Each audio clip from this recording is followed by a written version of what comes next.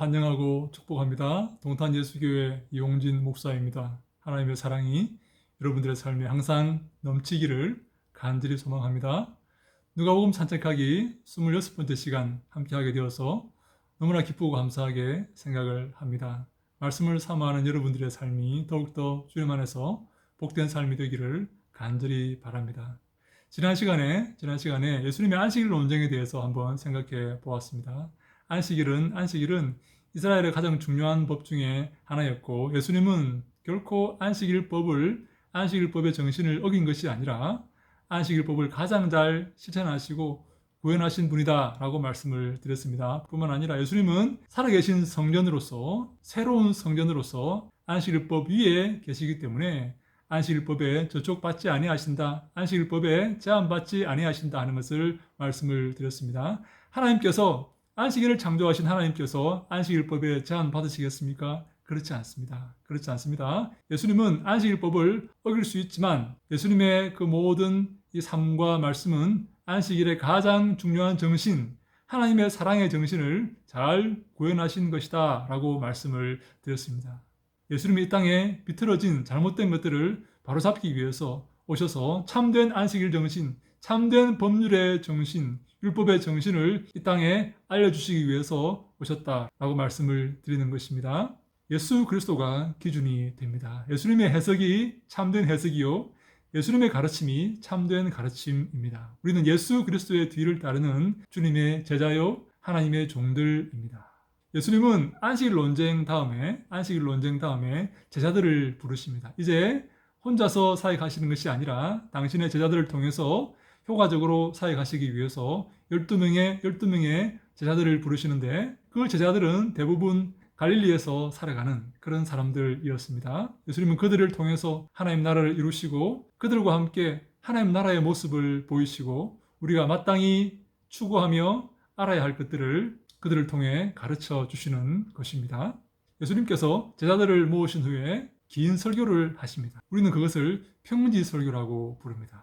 이 평지설교는 산상설교와 대비되는 그런 설교입니다. 산상설교, 마태복음 5장에 예수님께서 산에 올라가셔서 설교하셨다 그렇게 되어 있기 때문에 마태복음 5장, 6장, 7장을 산상설교라 하지 않습니까? 산 위에서 하신 설교, 그죠? 근데 예수님께서 누가복음 6장에는요, 예수님께서 평지에 서서 설교하셨다라고 되어 있기 때문에 내용은 비슷하지만, 산상설교와 내용은 비슷하지만 그것을 누가복음의 설교를 평지 설교다라고 이렇게 부릅니다. 누가복음 6장 17절에 이렇게 되어 있습니다. 예수께서 그들과 함께 내려오사 평지에 서시니 그 제자의 많은 무리와 예수의 말씀도 듣고 병고침을 받으려고 유대 사방과 예루살렘과 두로와 시돈의 해안으로부터 온 많은 백성도 있더라. 예수님께서 많은 백성들을 세워두고 함께 그들과 교제하시면서 그들에게 말씀을 가르쳐 주시는 것입니다. 그것을 평지설교라고 이렇게 이름을 붙입니다. 그런데 평지설교의 첫 번째 구절이 뭔가 하면요, 아주 놀라운 구절입니다. 20절에 보니까 예수께서 눈을 들어 제자들을 보시고 이르시되 너희 가난한 자는 복이 있나니 하나님의 나라가 너희 것이며 라고 말씀하고 계십니다. 가난한 자가 복이 있다라는 말씀입니다. 여러분, 가난한 자가 복이 있습니까? 내일의 삶을 걱정하는 자가 복이 있습니까? 돈도 마음껏 쓰지 못하는 그런 자가 복이 있습니까? 이 땅의 기준과 완전히 반대되는 기준이 아닙니까? 여러분, 돈을 마음대로 쓰고 좋은 곳에 살고 좋은 차를 타고 좋은 시계를 차고 좋은 것을 누리는 자가 복 있는 자 아닙니까? 그래서 이 땅의 모든 사람들이 그런 것들을 누리려고 지금도 열심히 돈을 벌고 있는 것 아닙니까? 이 땅의 질서와 이 땅의 가치관과 완전히 반대되는 말씀을 하시고 계시는 것이죠. 가난한 자가 복이 있다라고 말씀을 하십니다. 예수님께서 지금 새로운 질서를 우리에게 말씀하시고 계시는 것입니다. 기존의 질서, 부자가 복이 있고 부자가 동경의 대상이고 부자가 흠모의 대상이며 부자가 우리가 추구해야 될 그런 목표라고 생각하는 현대인들에게 예수님은 가난한 자가 복이 있다라고 말씀을 하십니다. 왜 가난한 자가 복이 있을까요? 그들이 하나님을 바라보기 때문에 그렇습니다. 그들에게 하나님이 함께 계시고 그들이 하나님을 사모하기 때문에 가난한 자가 복이 있는 것입니다.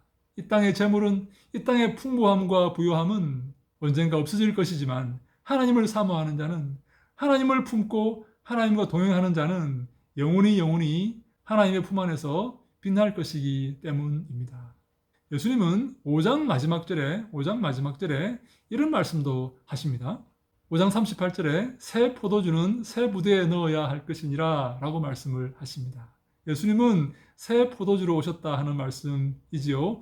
묵은 포도주, 이전의 질서, 이전의 법적 체계, 이것을 허물어뜨리시고 새로운 체계, 새 포도주로 이 땅에 오신 것입니다. 예수님은 새로운 질서를 우리에게 알려주십니다. 새로운 질서가 무엇입니까? 새로운 질서가 어떤 것입니까?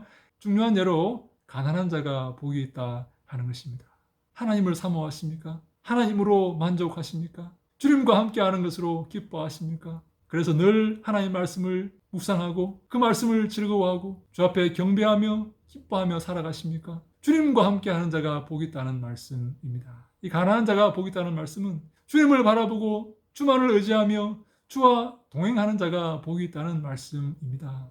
이 땅의 풍요의 신을 섬기는 자들의 그 가치관과 세계관이 잘못되었고 오직 하나님만 의지하며 하나님만 바라보는 자들이 복이 있다라는 말씀입니다. 우리가 하나님만 바라보는 그 기쁨으로 살아가십니까? 하나님만 의지하면서 살아가십니까? 하나님만 사모하면서 살아가십니까?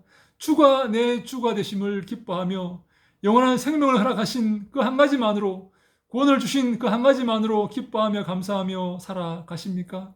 이 땅의 것들을 부러워하고 이 땅의 것에 마음을 두고 살고 있지는 않습니까? 우리가 이 새로운 질서에 편입되어야 합니다. 새 포도주는 새 부대에 넣어야 할 것이니라. 새로운 질서 가운데서 새로운 하나님의 나라와 새로운 하나님의 질서 안에서 우리가 살아가야 되고, 천국은 바로 그런 질서로 움직이는 그러한 나라입니다. 우리는 이 땅에서 그 천국에 들어갈 준비를 해야 되는 것이죠. 그것이 바로 예수님의 말씀입니다. 예수님 말씀은 바로 가난한 자가 복이 있다 하는 것입니다. 하나님 의지하고 하나님 바라보고 하나님과 동행하는 자가 복이 있다라는 말씀입니다. 우리에게 주님께서 은혜를 허락하셔서 그 가난 가운데서 주를 의지하며 주만 바라보며 주와 함께하는, 주님이 기뻐하시는 삶을 살아가는 우리 모두가 다 될 수 있기를 간절히 바랍니다. 그래서 주님께서 칭찬하시는 우리 모두가 되어서 주 앞에 영광스러운 모습으로 서게 되기를 간절히 소망합니다. 그런 은혜가 저와 여러분에게 있기를